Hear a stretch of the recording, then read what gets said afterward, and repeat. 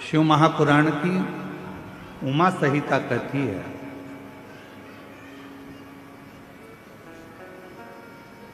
कि शंकर भगवान के मंदिर में अगर कोई जल की व्यवस्था भी कर देता है तो उस जीव को कभी किसी नरक में भटकना नहीं पड़ता, वो जीव का उद्धार स्वतः ही हो जाता है।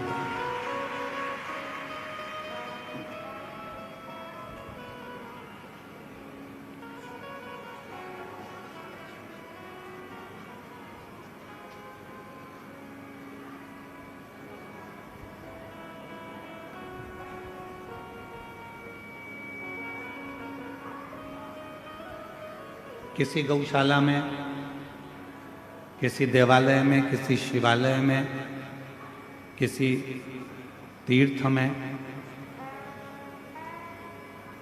भूमि दान, अन्नदान, वस्त्रदान, मुद्रा दान, स्वर्ण दान, जितने जितने दुनिया के दान होते हैं उस दान में एक सबसे बड़ा दान होता है जल का दान।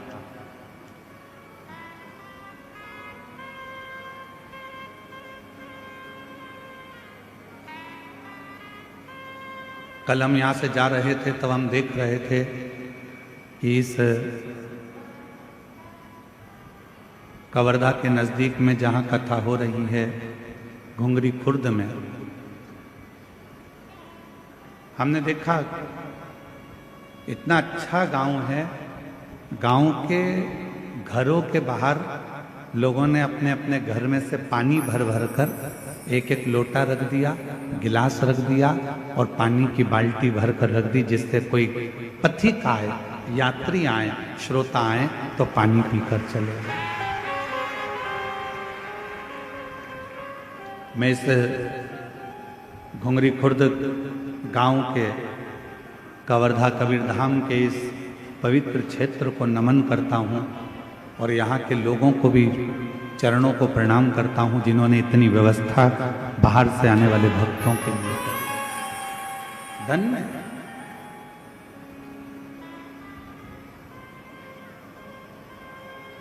गौशाला में बहुत कुछ दान दिया चला, मंदिर में, देवालय में, शिवालय में बहुत कुछ दान दिया चला, और उसमें भी एक सबसे बड़ा दान है जल का दान।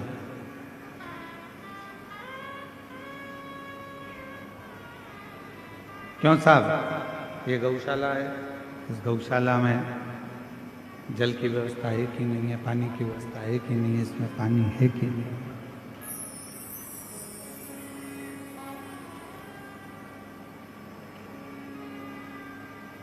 यहाँ पानी की व्यवस्था, ये चल नहीं रहे हैं, यहाँ पानी की व्यवस्था है कि नहीं है, जल की व्यवस्था है कि नहीं? मूल है। शंभो शंभो शंभो शंभो शंभो शंभो शंभो शंभो।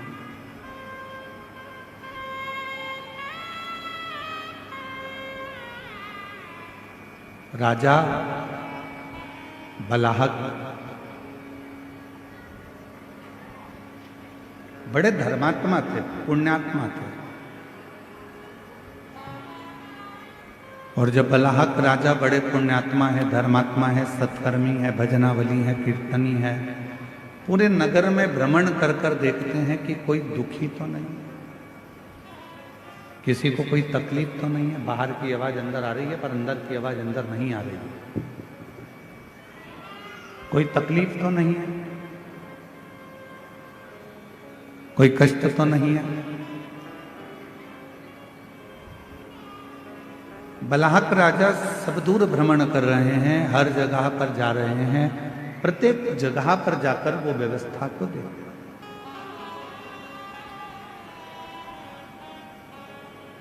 और उनका एक नियम बड़ा विचित्र है कि शिवालय में, देवालय में, तीर्थ में जल की व्यवस्था कर, पानी की व्यवस्था।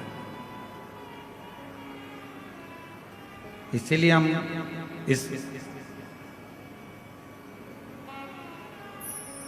घुंगरी खुर्द गांव के सभी श्रोताओं को और घुंगरी खुर्द गांव में रहने वाले सभी ग्रामीण वासियों को बहुत बहुत प्रणाम करते हैं कि आप लोगों ने जल की व्यवस्था करी, जो हमारी शिवपुराण कहती है। शिवपुराण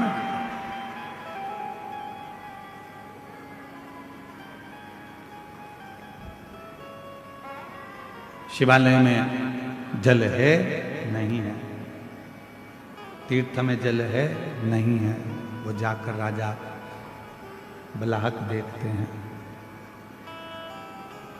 अब उन्होंने देखा कि यहाँ तो कोई जल है नहीं। किसी द्वारपाल से कहा कि इस शिवालय में जल नहीं है, तुम जाओ और जल लेकर आओ और वो जल इस शिवालय में तुम रखो। बलाहक राजा के शब्द सुनकर द्वारपाल गया तो शरीर पर जल ढूंढता रहा एक वन क्षेत्र में, पर जल नहीं।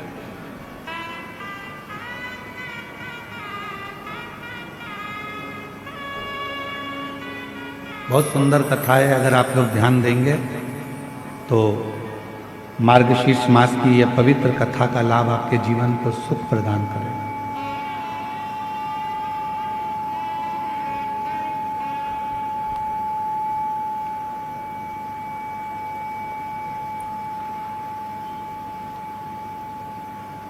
और बलाहक राजा ने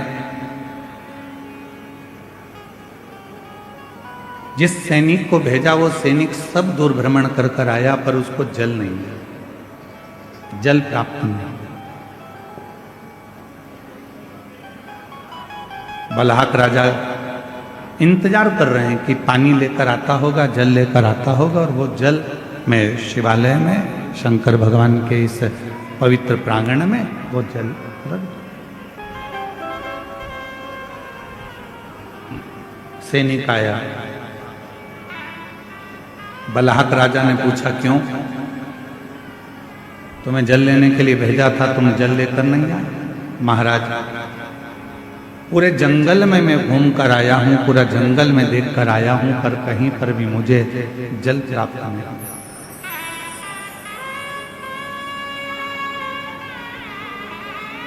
संपूर्ण जंगल को मैं घूम लिया हूं, संपूर्ण जंगल में मैं भ्रमण कर कर आया हूं, पर मुझे जल प्राप्त नहीं, मैं जल नहीं ला सकता।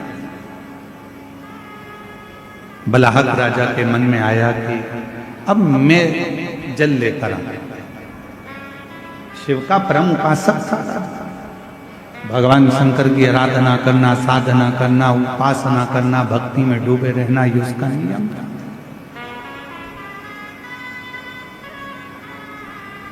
गया बलाहक राजा,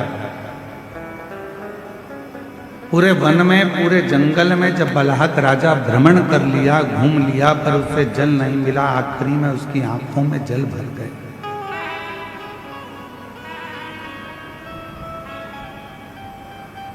अब किससे कहूं, किससे प्रार्थना करूं, किससे निवेदन करूं, किससे मैं अपने मन की बात कहूं? शिव को याद करा, बाबा भोलेनाथ, शंभुनाथ, त्रिकालदर्शी, कैलाशी, अविनाशी, कृपा कर। इस शिवालय में कहीं जल की व्यवस्था नहीं है, कहीं जल नहीं है। आप कृपा करेंगे, आप करुणा करेंगे, आप दया करेंगे तो जल की व्यवस्था यहाँ होगा। आप कृपा करें। और तेरी कृपा का क्या है भरोसा, कब किस पर हो जाए, जरा सी हम पर जरा सी हम पर दो। तेरी कृपा का क्या है भरोसा, कब किस पर हो जाए, जरा सी हम पर कर दो, जरा सी हम पर कर दो। जिस पर भी हो गई तेरी कृपा करुणा, वो भव पार हुआ, भव पार हुआ। पापी हो चाहे जितना, उसका भी बाबा उद्धार हुआ, उद्धार गिद्ध अजामिल गणिका जैसे तेरे मन को भाए, जरा सी हम पर कर दो, जरा सी हम पर कर दो। तेरी कृपा का क्या है भरोसा, कब किस पर हो जाए, जरा सी हम पर कर दो। अब शिव का उपासक था, भगवान शंकर का भजन करने वाला था, शिव की आराधना करने वाला था, साधना करने वाला था। मन में भाव उत्पन्न हो गया कि कहीं ना कहीं से देंगे तो मेरे शंकर भगवान, मेरे ओघड़दानी, मेरे त्रिकालदर्शी, मेरे कैलाशी, शिव के सिवा कोई दे नहीं सकता। अच्छी बुद्धि,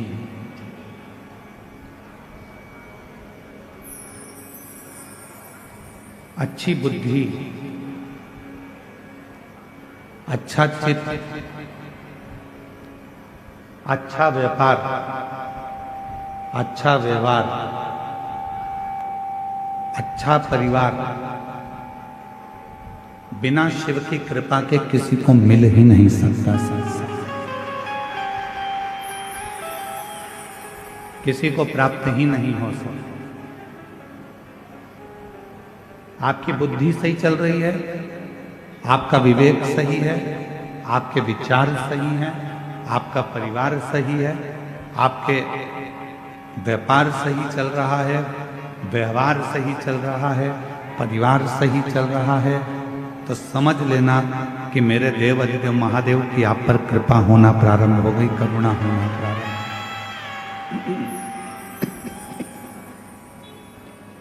उसकी करुणा, उसकी कृपा, उसकी दया होना प्रारंभ हो।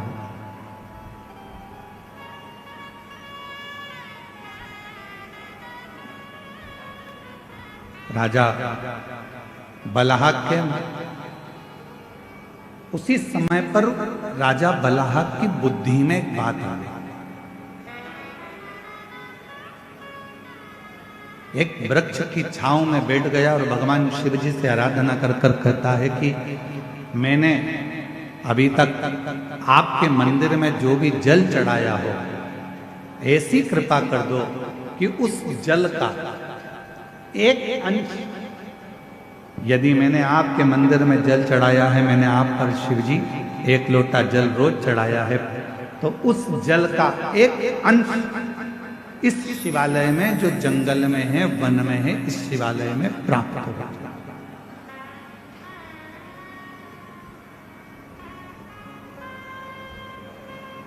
और आज कहने में पीछे नहीं हटेंगे, हम सबसे एक बात जरूर कहेंगे।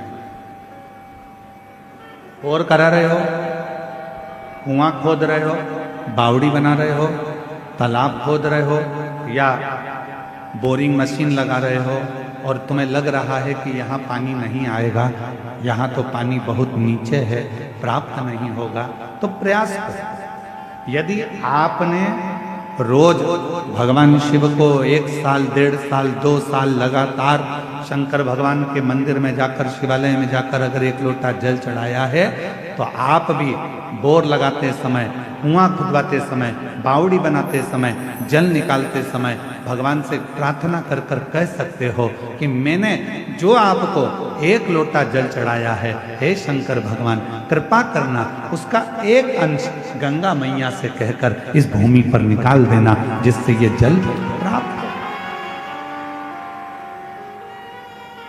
ये जल प्राप्त हो। ऐसी कृपा करो, ऐसी करुणा करो, ऐसी दया करो। आप करुणा करेंगे, आप कृपा करेंगे, आप दया करेंगे तो सब कुछ हो सकता है। आप कृपा करो, आप दया करो, आप कृपा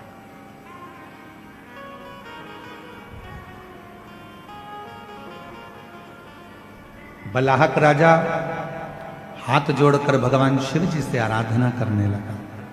मैंने जो आपको जल चढ़ाया है उसका एक अंश, मात्र एक अंश, जो मैंने जल चढ़ाया है उसका मात्र एक अंश का फल आप मुझे दे दीजिए। और ये जो शिवालय है वन में, इस शिवालय में जल प्राप्त हो जाए, इसकी कृपा कर। और कहते हैं जब प्रेम अनंत हो जाता है तो रोम रोम संत हो जाता है।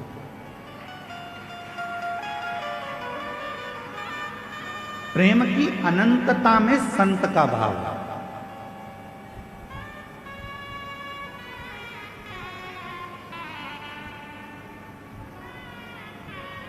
हम श्री गणेश प्रसाद तिवारी जी को साधुवाद देंगे, उनकी धर्म पत्नी श्रीमती नेहा तिवारी जी को भी साधुवाद देंगे और उनके बेटे आशीष तिवारी को भी साधुवाद देंगे।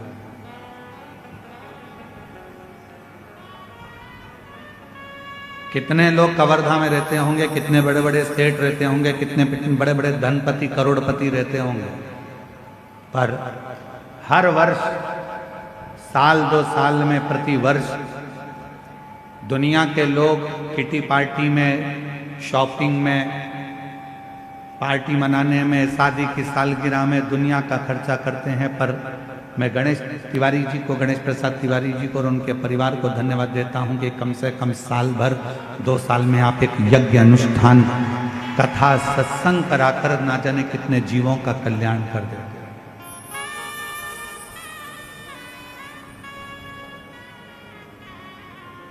कई लोग ऐसे हैं, कवर्धा ही नहीं, कवर्धा के आसपास के क्षेत्र में भी कई लोग ऐसे होंगे जो अच्छे पद पर भी होंगे, कुर्सी पर भी होंगे, प्रतिष्ठा में भी होंगे, यश भी होगा, धन भी होगा, वैभव भी होगा, सत्ता भी होगी, सब कुछ होगा, पर अच्छा कर्म नहीं कर पाएंगे। क्यों? क्योंकि ललाट पर लिखा कर लेकर नहीं आए। जिसको भगवान ने ललाट पर लिख कर भेजा है वही सत्कर्म कर सकता,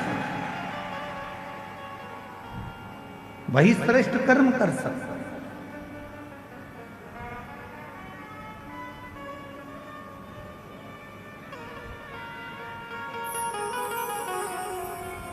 और आज हमको तो घुंगरी खुर्द वालों से भी थोड़ी थोड़ी जलन हो रही है। क्यों? इतनी बड़ी दिव्य शिव महापुराण की कथा और इतना बड़ा सुरभि यज्ञ आपके छोटे से गांव में हो रहा है, तो सोचने वाला विषय, सोचने तरसते हैं।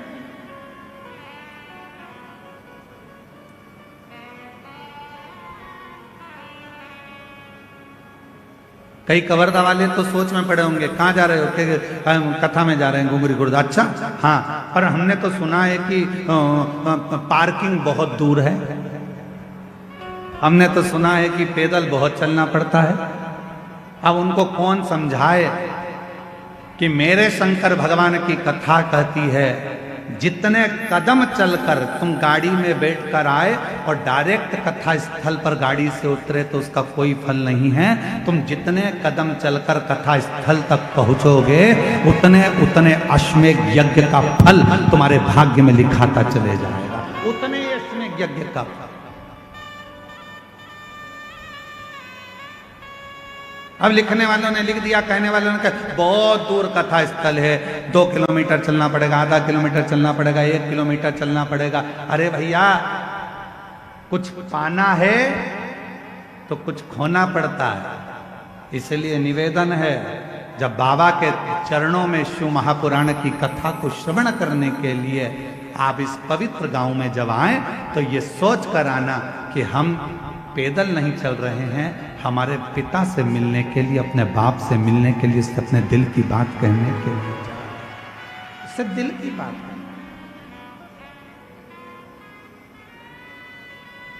अब कोई कहे कि वहां पर टेंट लगा है, पूरा टेंट भरा पड़ा हुआ है, जगह नहीं है बैठने की, तो खुश हो।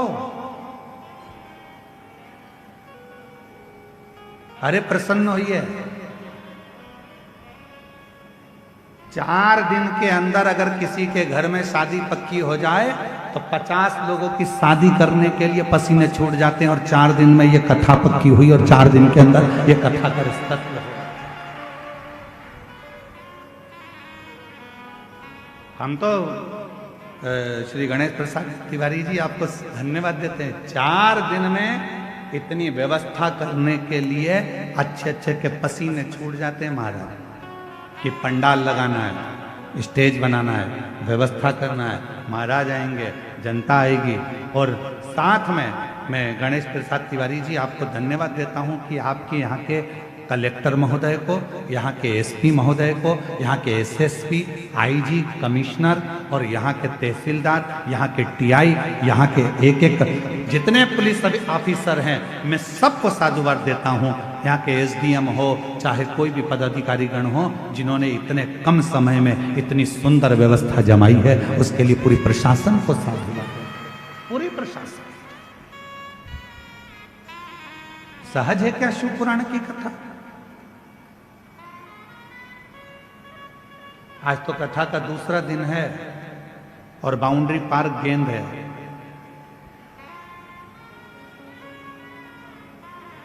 चौथे और पांचवें दिन तेरा क्या होगा रे कालिया? समझना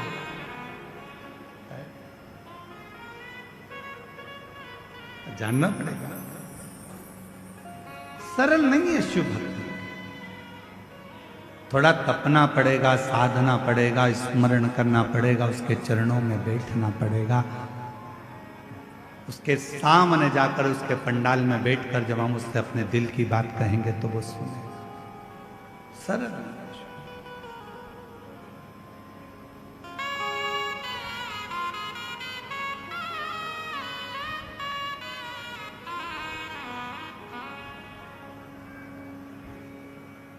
बलहक राजा के मन में थोड़ा सा भाव उत्पन्न हुआ। यदि मैंने जिंदगी में अगर आपको जल चढ़ाया है, लोटा भरकर जल चढ़ाया है, तो उसका एक अंश, केवल एक अंश मेरे भाग्य का मिले और जो वन में शिवालय है, उस शिवालय में उस जल का भाग प्राप्त हो, उस शिवालय में भी प्रकाश हो, उस शिवालय में भी जल आए, ऐसी कृपा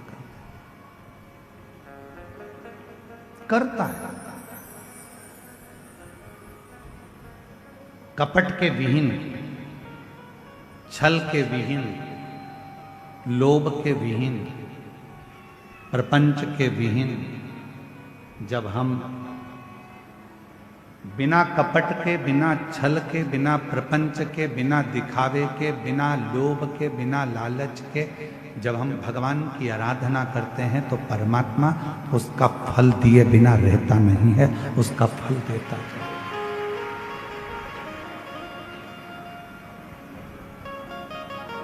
जैसे प्यार और उधार दो चीजें हैं। जम के बोलो, क्या क्या? जम के बोलो। पहले नंबर पर प्यार और दूसरे नंबर पर उधार। बोलो जम के, क्या क्या चीज? आवाज नहीं आई, जम के बोलो। प्यार और उधार, ये हर किसी को नहीं दिया जाता।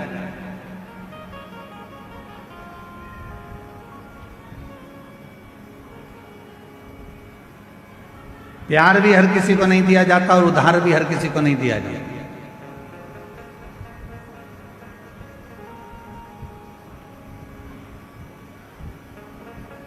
कोई बंठन के तुम्हारे सामने आ गया, अपना नाम चेंज कर कर आ गया, था कुछ नाम, रख लिया दूसरा नाम, देख लिया उसने कि यह बड़ी धर्मात्मा है, बस इसी के धर्म को तोड़ना है, और अपना रूप बदल लिया उसने। थोड़े समय के लिए माथे पर उसने तिलक भी लगा लिया, थोड़े समय के लिए उसने हाथ में माला भी पहन ली, और थोड़े समय के लिए उसने तुमको 25-50 रुपए का पेट्रोल डलवा कर तुम्हें घुमा भी लाया, 20 रुपए की चाउमीन भी खिला दी।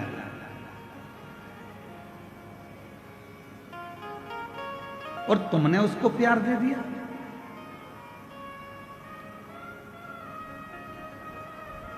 प्यार और उधार हर किसी को नहीं दिया जाता। आप में से कितने लोग हैं कि रायपुर से कोई व्यक्ति तुम्हारे पास में आया और तुमने कहा भैया जरा मुझे 5 लाख की जरूरत है, दे देना, जरा दे दोगे क्या? जम के बोलो जरा। नहीं दोगे। मान लो कवर्धा से ही कोई तुम्हारे घुंगरी खुर्द में आ गया और घुंगरी खुर्द में आकर कोई बोले कि लाओ जरा मुझे 3 लाख की जरूरत है, दे दो, तो तुम कहोगे तुम कौन हो भैया जो हमसे 3 लाख लेने आए हो, हम तो तुम्हें पहचानते ही नहीं है। काहे का 3 लाख? और तुम घुंगरी खुर्द के ग्रामवासी अगर पहुंच जाएं बिलासपुर और बिलासपुर में जाकर किसी से कहें भैया ए भैया मुझको 2 लाख रुपए की जरूरत है दे दो, कोई उधार देगा? जम के बोलो जरा। उधार किसको दिया जाता है? जिसको तुम अच्छे से पहचान जाते हो, जिसको तुम अच्छे से जान जाते हो, जिसको तुमने कई सालों से उसको जान रहे हो, तो तुम उसको उधार दे सकते हो। क्यों? क्योंकि तुम जानते हो कि मेरा उधार का दिया हुआ वापस प्राप्त हो जाएगा। पर आज का जमाना ये वर्णन कर रहा है 15 दिन तुम किसी को देख लेते हो, उससे तुम्हारा प्यार हो जाता है, और मालूम पड़े एक दिन तुम्हारे साथ वो शादी कर भी लेता है, और मालूम पड़े 15 दिन के बाद तुम उसके साथ कहीं घूमने गए तो जैसे हरिद्वार में होटल में अटैची में टुकड़े मिलते हैं, फिर उस तरह के टुकड़े प्राप्त हो जाते हैं।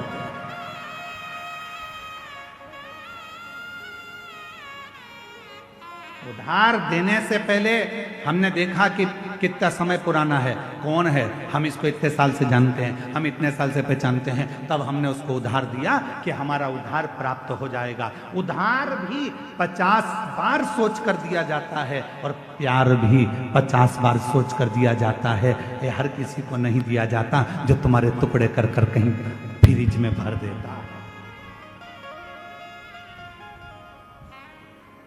हर किसी के लिए उधार भी नहीं है, हर किसी के लिए प्यार भी। सोचिए, विचारिए।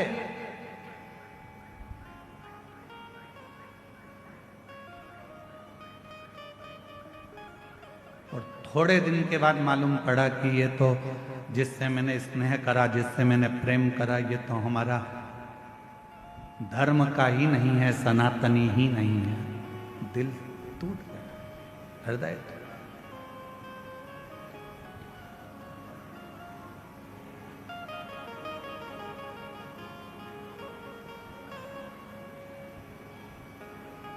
आपको मालूम है छत्तीसगढ़ की भूमि,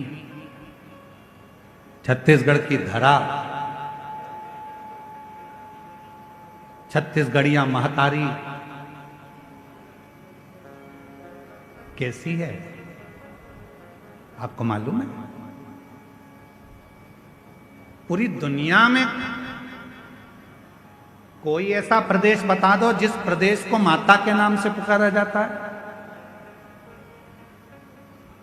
महतारी के नाम से पुकारा जाता है। पूरी दुनिया में कोई ऐसा प्रदेश नहीं है जिसको महतारी कहा गया हो। पूरी दुनिया में ऐसा कोई प्रदेश नहीं है जिसको माता कहा गया हो। पूरी दुनिया में कोई ऐसा प्रदेश नहीं है जिसको माँ का संबोधन दिया गया हो। पूरी दुनिया में केवल एक छत्तीसगढ़ महतारी है जिसको माता का संबोधन दिया गया,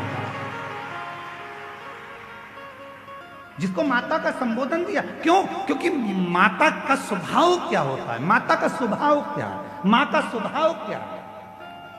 माँ का क्या स्वभाव होता है? उसके अगर 4 बेटे हैं तो उसके लिए चारों बेटे बराबर होते हैं। माँ का स्वभाव ये होता है कि माँ अपने चारों बच्चों को बराबर का दूध पिलाती है। माँ अपने चारों बच्चों को बराबर का प्रेम करती है। माँ अपने चारों बच्चों को सम रखती है। इसलिए छत्तीसगढ़िया महतारी, छत्तीसगढ़ ये जो माँ है, छत्तीसगढ़ की पवित्र भूमि, यहाँ पर ब्राह्मण हो, क्षत्रिय हो, वैश्य हो, शूद्र हो, ये चारों उस माँ की औलाद हैं और चारों को प्रेम मेरी माँ हमेशा करती है। यहाँ जो आया, छत्तीसगढ़ की भूमि पर जो आया, मेरी माता ने उसको प्रेम दिया। मेरी माता ने उसको स्नेह दिया।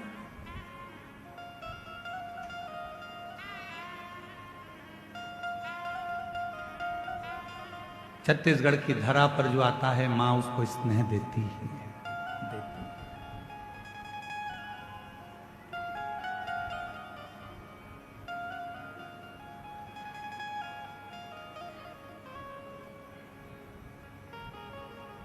यहाँ बड़े से बड़ा राजनेता भी आएगा तो एक पल आकर जरूर कहेगा कि हमको जो मिला छत्तीसगढ़ की भूमि से मिला। यहाँ बड़े से बड़ा अगर अधिकारी भी आएगा तो कहेगा ये छत्तीसगढ़ की भूमि ने मुझको दिया है, क्योंकि ये प्रेम देते हैं, स्नेह देते हैं, समर्पण देते हैं।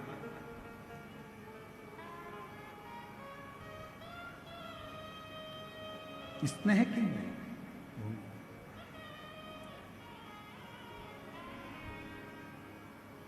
शिव कथा कह रही है, शंकर भगवान की कथा कह रही है। आपको ईश्वर को नहीं ढूंढना है, ईश्वर आपको ढूंढना है। कल कथा में कहा था, एक लोटा जल चढ़ाने वाले को परमात्मा ढूंढ लेता, ढूंढ। शिव की आराधना करने वाले को परमात्मा ढूंढ लेता। एक पत्र है, अच्छा है।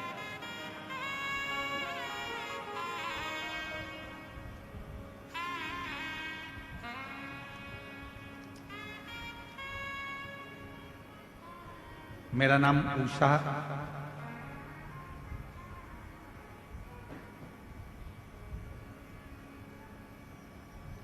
कश्यप है। मेरे पति मोहन सिंह जी कश्यप राजमहल चौक वार्ड नंबर 10 कवर्धा के रहने वाले हैं। कहीं बैठे हों तो हाथ हिला सकते हैं। अगर कहीं बैठे हों तो अपना हाथ हिला सकते हैं और एक बेलपत्र लेने के लिए आ सकते हैं। मेरा नाम उषा कश्यप है। मेरे पति का नाम मोहन सिंह कश्यप है। कहीं बैठे हों तो आ सकते हैं एक बेलपत्र लेने के लिए। राजमहल चौक वार्ड नंबर 10 कवर्धा की रहने वाली है। पत्र एलईडी पर चल रहा होगा, आप लोग साथ में हमारे पढ़ सकते हैं। गुरुदेव, एक लोटे जल रुद्राक्ष की महिमा और पशुपति व्रत का वर्णन करना चाहते हैं। मेरा बेटा 4.5 साल तक नहीं बोल पाता था, ना ही समझ पाता था। गुरुदेव, उसको डॉक्टरों को भी दिखाया पर वो ना बोल पाता ना समझ पाता। 4.5 साल का हो गया गुरुदेव, ना वो बोल पाया ना समझ पाया। डॉक्टर कहते थे उसकी बुद्धि भी इतनी कार्य नहीं कर रही। तब आपकी कथा अप्रैल 2022 से मैं जुड़ी हूं। आपकी कथा सुनती हूं, मंदिर जाती हूं, एक लोटा जल चढ़ाती हूं। फरवरी 2023 में रुद्राक्ष महोत्सव में मेरे पति सीहोर गए। वहां से रुद्राक्ष लाए। रुद्राक्ष को तांबे के लोटे में डुबाती, शिव जी को चढ़ाती, चढ़े हुए जल को बेटे को पिलाती। 3 बार अपने बेटे के लिए पशुपति व्रत किए। गुरुदेव, आज मेरा बाबा ने ऐसी कृपा करी कि मेरा बेटा बोलता भी है, समझता भी है, अब स्कूल जाना भी चालू कर दिया है। बाबा की कृपा से अब वो स्वयं भी मंदिर जाता है, सफाई करता, स्वयं भी मंदिर में सफाई करता। ये शिव की कृपा, शंकर की दान। शिव शिव एक लाइन अच्छी लिखी आप और हम गुनगुनाते हैं। आप लोग भी पढ़िए, साथ में बोलिए। खाली न जाता कोई दर से तुम्हारे, खाली न जाता कोई दर से तुम्हारे, मैं भी खड़ी हूँ नन्ही बाहें पसारे, अपने हृदय लगा लो, लगा लो, गिरा जा रहा हूँ, उठा भोले अपने दर से अब तो न टालो, गिरी जा रही हूँ, उठा लो, उठा लो।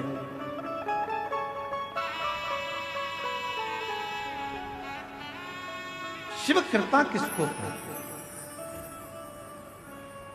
भगवान शंकर की शरणागति किसको कहते?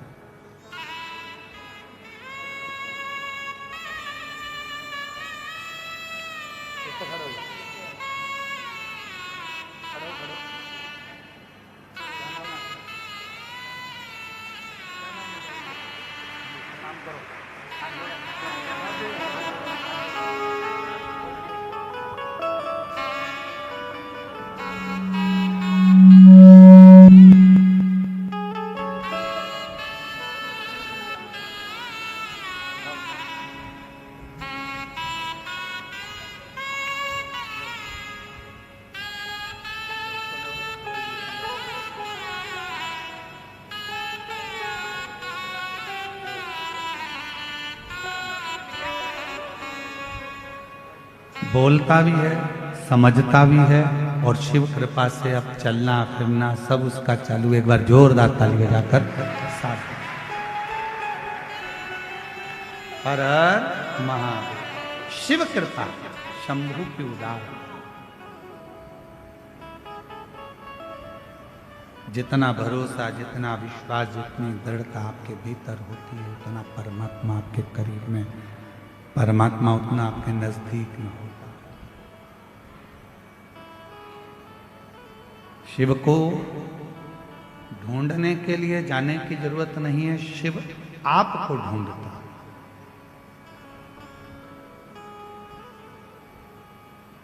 आपका भरोसा कितना दृढ़ है यह आपके ऊपर निर्भर करता है। आपका विश्वास कितना दृढ़ है यह आपके ऊपर निर्भर करता है। महाराज बलाहक नाम के राजा ने हाथ जोड़कर निवेदन करा और शिव जी ने गंगा की एक धार उस शिवालय में वन क्षेत्र में दे दी।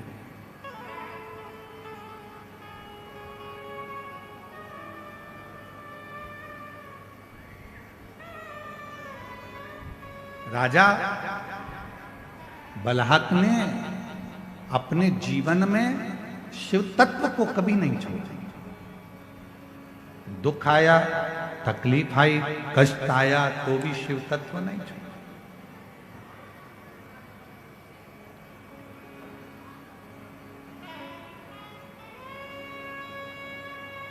जरूरी नहीं कि सारा समय एक जैसा चले। बहुत तेज गाड़ी चला रहे हो तो भी आगे आगे लिखा रहता है गति अवरोधक। गति अवरोधक मतलब इसको देखकर थोड़ा सा अपनी गाड़ी को स्लो कर लीजिए, धीमा कर लीजिए।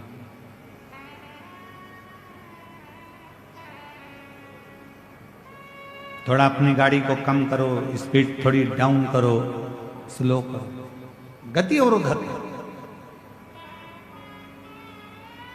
शिव महापुराण की कथा कहती है कहीं शिवालय, कहीं देवालय, तीर्थ, मंदिर, ये सारे गति अवरोधक का काम करते हैं। जब हम कहीं किसी ना किसी रूप में दौड़ रहे होते हैं तब ये शिवालय, ये देवालय, ये तीर्थ हमको थामते, रोकते। बहुत भटक लिया, भटकना क्यों? अब आया समय, राजा बलाहक ने कोई साधु, कोई सन्यासी, कोई तपस्वी, कोई साधक, कोई ब्राह्मण, कोई तपस्वी आवे, कोई शिव का भक्त आवे तो बलाहक उनको बड़े प्रेम से जलपान करा। बड़े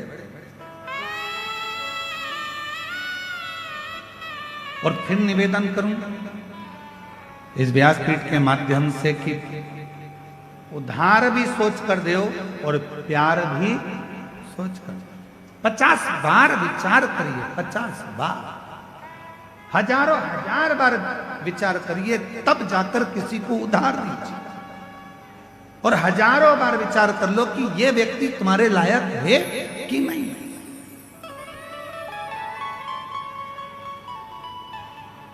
कई लोग हमसे कहते हैं गुरुजी बेटे का ब्याह करना है, कोई कहता गुरुजी बेटी का ब्याह करना है, हमारी बेटी की अब उम्र हो गई है, शादी करना है, बेटी का ब्याह करना है, गुरुजी पक्का नहीं हो रहा है, गुरुजी पक्का नहीं हो रहा है। हम उनसे कहते हैं इतनी जल्दी मत करो।